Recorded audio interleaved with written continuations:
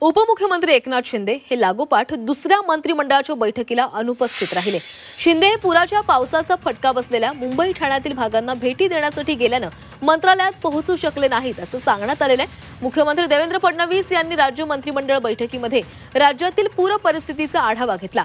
उपमुख्यमंत्री अजित पवार यांनी मंत्रालयातील नियंत्रण कक्षातून राज्यातील पूर परिस्थितीचा आढावा घेतला, परंतु शिंदे यांनी मंत्रिमंडळ बैठकीला न जाता थेट मुंबई आणि ठाण्यामध्ये फिरून अतिवृष्टीमुळे निर्माण झालेल्या परिस्थितीची पाहणी केली।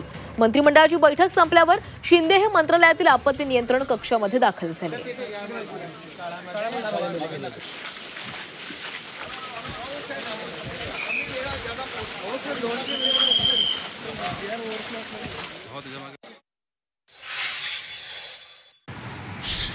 काय त्यांच्यावरती इतकी मोठी जबाबदारी होती। मुंबई बुडालं, ठाणं बुडालं, कल्याण डोंबिवली बुडालं, पुणे बुडालं, नागपूर बुडालं।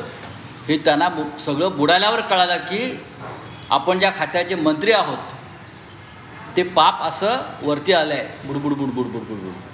तेव्हा ते बुडणारं पाप बघायला गेले होते, त्याच्यामुळे ते मंत्रिमंडळाला उपस्थित नव्हते।